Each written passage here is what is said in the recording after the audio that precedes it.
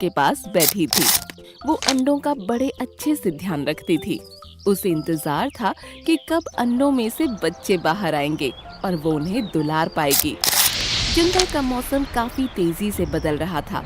चारों ओर हवा का तूफान जंगल को घेरे हुए था।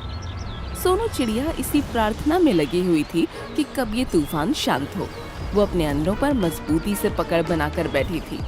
कुछ ही देर में तूफान पूरी तरह से शांत हो गया, पर सोनू चिड़िया जब अपने अंडों से हटी तो उसने देखा ज्यादा दब जाने के कारण एक अंडे में दरार आ गई थी। ये देखकर सोनू चिड़िया काफी घबरा गई। हे भगवान, लगता है मैंने अंडों पर कुछ ज्यादा ही दबाव डाल दिया है। अब भगवान ही मेरे बच्चों की रक्षा कर सकते हैं। सोनू चिड़िया ने हिम्मत न हारते हुए उस अंडे का भी बाकी अंडों की तरह ध्यान रखा और कुछ ही हफ्तों में अंडों से छोटे छोटे बच्चे बाहर आ गए। पर घायल अंडे में से जो बच्चा निकला था वो नेत्रहीन था। ये देखकर सोनू चिड़िया रोने लगी। शायद भगवान को यही मंजूर था, पर मुझे इस बात की खुशी है कि कम से कम मेरा बच्चा जिंदा बच गया। सभी बच्चे धीरे धीरे उड़ना सीख रहे थे, पर नेत्रहीन बच्चा अपने घोंसले में ही बैठा रहता। सोनू चिड़िया उसके लिए खाना लेकर आती और उसकी चोंच में दे देती। नेत्रहीन बच्चे को उड़ने का मन करता, पर वो केवल घोंसले में बैठा अपने पंख फड़फड़ाता रहता। हर रोज की तरह आज भी सोनू चिड़िया उसके लिए भोजन लाई थी। तभी नेत्रहीन बच्चे ने भोजन खाने से मना कर दिया। माँ, मुझे भूख नहीं है, मैं उड़ना चाहता हूँ। इस घोंसले में बैठे बैठे मैं तंग आ गया हूँ। मेरे बच्चे, तुम्हें उड़ता हुआ देख मुझे भी खुशी होगी, पर ये तुम्हारे लिए काफी खतरनाक है। इस जंगल की नुकीली शाखाओं से तुम आहत हो सकते हो। तुम्हें इसी घोंसले में अपनी जिंदगी गुजारनी होगी। ये सुनकर वो उदास बैठ गया। उसे मन ही मन लग रहा था कि काश वो अंडे में ही मर जाता। ये जिंदगी अब उसे बोझ लगने लगी थी। एक दिन जब सोनू चिड़िया खाना ढूंढने निकली, तब नेत्रहीन बच्चे के मन में ख्याल आया। मेरे लिए मेरे परिवार को इतना कष्ट झेलना पड़ता है। मैं अपने परिवार के लिए परेशानी का कारण बनता जा रहा हूँ। मुझे तुरंत ही इनसे दूर हो जाना चाहिए।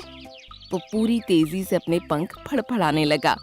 उसने उड़ान भरना शुरू किया, पर उसे नहीं पता था कि वो किस तरफ जा रहा है। वो वहाँ से उड़ता हुआ कहीं दूर निकल गया। जब उसके शरीर की सारी शक्ति खत्म हुई, तब वो जमीन पर आकर गिरा, जिससे उसके शरीर पर घाव हो गया। धीरे धीरे उसका रक्त जमीन पर बहने लगा।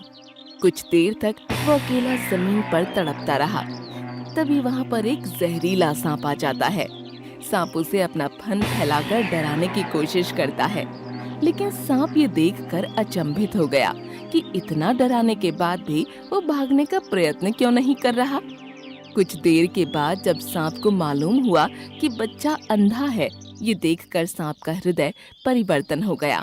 क्या तुम सुन भी नहीं सकते? मैं सुन सकता हूँ, बोलिए, मैं आपकी क्या मदद कर सकता हूँ? तुम सुन सकते हो तो मेरी आवाज से तुम्हें खतरे का अंदाजा तो हो गया होगा। फिर तुम अपनी जान बचाकर क्यों नहीं भागे? मुझे पता चल गया था कि कोई मेरा शिकार करने आया है, और मैं चाहता भी यही था। वैसे भी नेत्रहीन किसी काम का नहीं। मैंने सोचा कि कम से कम किसी का भोजन ही बन जाऊं।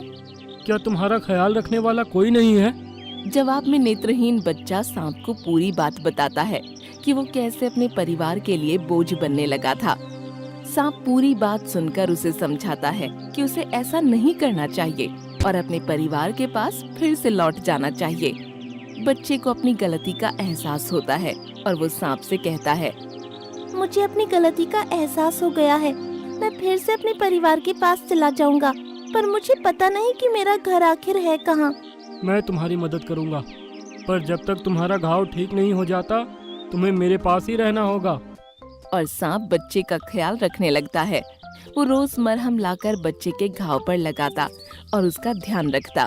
एक दिन सांप बच्चे को मरहम लगा ही रहा था कि बच्चे को ढूंढते हुए सोनू चिड़िया वहाँ पहुँच गई। सोनू चिड़िया ने सांप को अपने बच्चे के पास देखा और उसने तुरंत ही जाकर सांप को अपनी चोंच में दबोच लिया। वो सांप को उड़ाते हुए आसमान में ले गई और वहाँ से उसे नुकीले पत्थरों पर फेंक दिया। गिरते ही सांप लहूलुहान हो गया और वहीं उसकी मृत्यु हो गई। जब सोनू चिड़िया अपने बच्चे के पास पहुंची तो उसे मालूम हुआ कि सांप ही उसकी रक्षा कर रहा था। और ये जानकर सोनू चिड़िया को आत्मग्लानि होने लगी। सांप ने जाते जाते अपना वादा पूरा किया था। सोनू चिड़िया का परिवार फिर से एक हो चुका था, पर सोनू चिड़िया के पूरे परिवार को जीवन भर आत्मग्लानि सताती रही।